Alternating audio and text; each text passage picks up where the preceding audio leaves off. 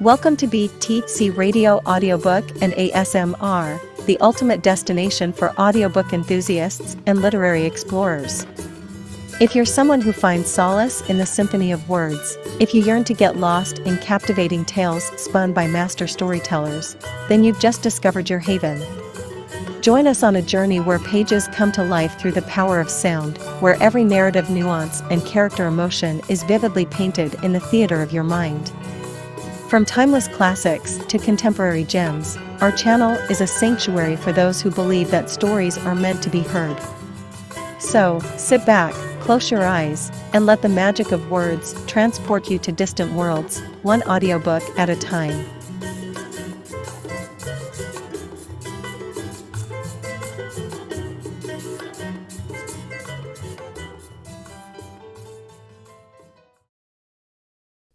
Craven came out past the Achilles statue in the thin summer rain.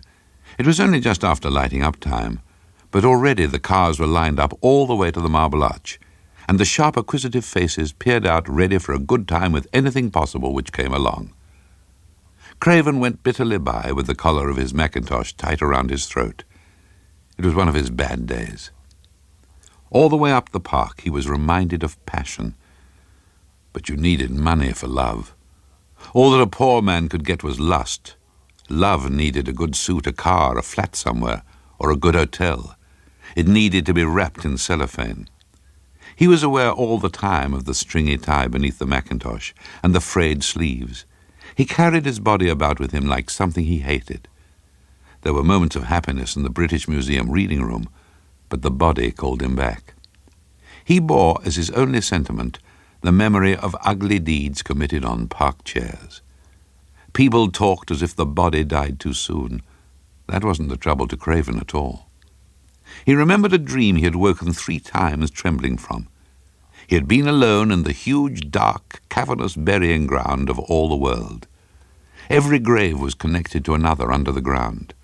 The globe was honeycombed for the sake of the dead, and on each occasion of dreaming he had discovered anew the horrifying fact that the body doesn't decay.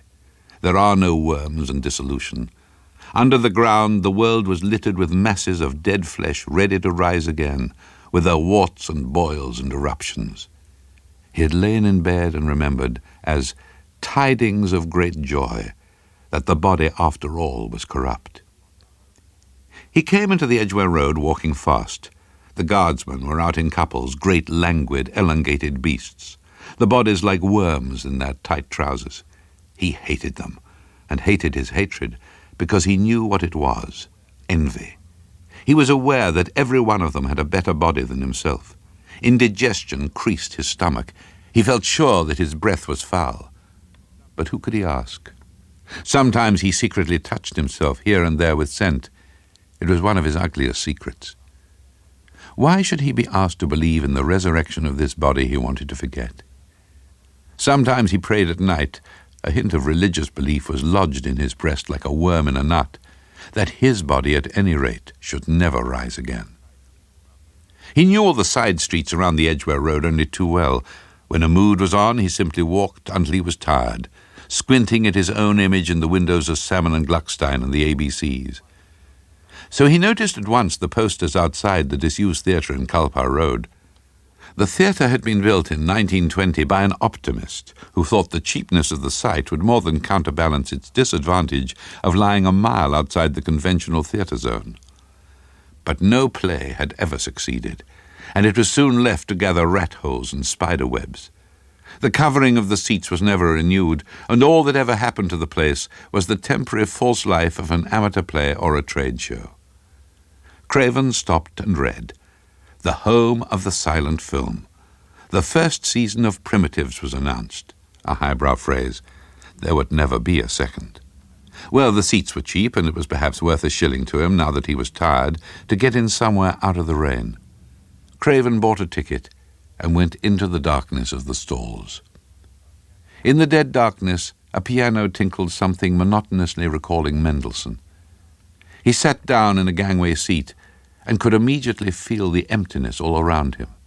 On the screen, a large woman in a kind of toga wrung her hands, then wobbled with curious jerky movements towards a couch. Sometimes she seemed to dissolve altogether into dots and flashes and wiggly lines. A subtitle said, "Pompilia, betrayed by her lover Augustus, seeks an end to her troubles." Craven began at last to see. A dim waste of stalls. There were not 20 people in the place. A few couples whispering with their heads touching, and a number of lonely men like himself, wearing the same uniform of the cheap mackintosh. They lay about at intervals like corpses, and again Craven's obsession returned, the toothache of horror. He thought miserably, I am going mad. Other people don't feel like this. Even a disused theatre reminded him of those interminable caverns where the bodies were waiting for resurrection. A slave to his passion, Augustus calls for yet more wine. A gross, middle-aged Teutonic actor lay on an elbow, with his arm round a large woman in a shift. The spring song tinkled ineptly on, and the screen flickered like indigestion. Somebody felt his way through the darkness, scrabbling past Craven's knees, a small man. Craven experienced the unpleasant feeling of a large beard brushing his mouth. There was a long sigh as the newcomer found the next chair, and on the screen events had moved with such rapidity that Pompilia had already stabbed herself, or so Craven supposed, and lay still and buxom among her weeping slaves. A low, breathless voice sighed out close to Craven's ear. "What's happened? Is she asleep?" No, dead. Murdered?" the voice asked with keen interest. I don't think so. Stabbed herself." Nobody said hush. Nobody was enough interested to object to a voice. They drooped among the empty chairs in attitudes of weary inattention. The film wasn't nearly over yet, but the small bearded man in the next seat seemed to be interested only in Pompilia's death. The fact that he had come in at that moment apparently fascinated him. Craven heard the word coincidence twice, and he went on talking to himself about it in low, out-of-breath tones.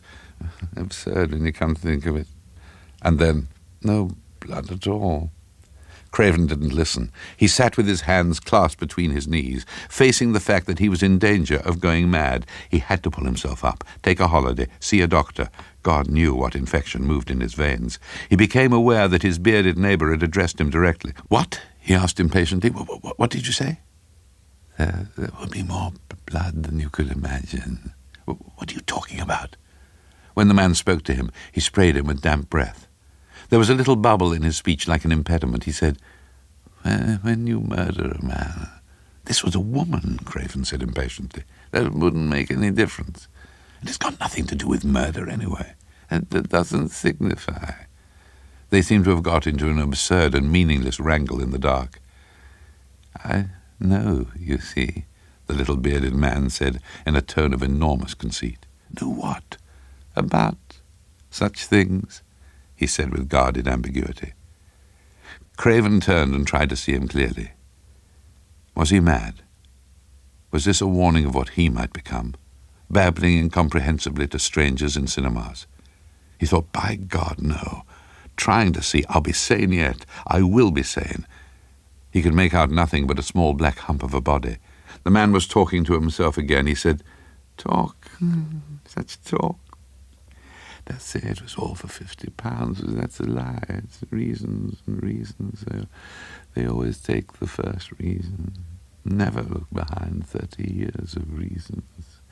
Such simpletons." So this was madness. So long as he could realize that, he must be sane himself, relatively speaking. Not so sane perhaps as the seekers in the park or the guardsmen in the Edgware road, but saner than this. It was like a message of encouragement as the piano tinkled on. Then again the little man turned and sprayed him. Killed herself, you say, but who's to know that? Not a mere question of what hand holds the knife. He laid a hand suddenly and confidingly on Craven's. It was damp and sticky. Craven said with horror as a possible meaning came to him, "What are you talking about?" I know," the little man said. "A man in my position gets to know almost everything." "What is your position?" Craven said, feeling the sticky hand on his, trying to make up his mind whether he was being hysterical or not. After all, there were a dozen explanations. It might be treacle. A pretty desperate one, you'd say. Sometimes the voice almost died in the throat altogether. The little man began to titter knowingly. He was talking to himself again. It would have been easy to ignore him altogether if it had not been for those sticky hands which he now removed. He seemed to be fumbling at the seat in front of him. His head had a habit of lolling sideways, like an idiot child's. He said distinctly and irrelevantly, "Bayswater tragedy." "What was that?" Craven said sharply. He'd seen those words on a poster before he entered the park. "Huh?" "About the tragedy." "To think they call Cullen Mews Bayswater." Suddenly the little man began to cough. Turning his face towards Craven and coughing right at him, it was like vindictiveness. The voice said brokenly, "Let me see. My umbrella." He was getting up. "You didn't have an umbrella." My umbrella," he repeated. And he seemed to lose the word altogether. He went scrabbling out past Craven's knees. Craven let him go. But before he had reached the billowy, dusty curtains of the exit, the screen went blank and bright. The film had broken, and somebody immediately turned up one dirt-choked chandelier above the circle. It shone down just enough for Craven to see the smear on his hands. This wasn't hysteria. This was a fact. He wasn't mad. He had sat next to a madman who in some muse, what was the name? Colin. Craven jumped up and made his own way out. The black curtain flapped in his mouth. But he was too late. The man had gone, and there were 3 turnings to choose from. He chose instead a telephone box and dialed with an odd sense for him of sanity and decision, 999. It didn't take 2 minutes to get the right department. They were interested and very kind. Yes, there had been a murder in a mews, Cullen Mews. A man's neck had been cut from ear to ear with a bread knife, a horrid crime. He began to tell them how he had sat next to the murderer in a cinema. It couldn't be anyone else. There was blood on his hands, and he remembered with repulsion as he spoke the damp beard.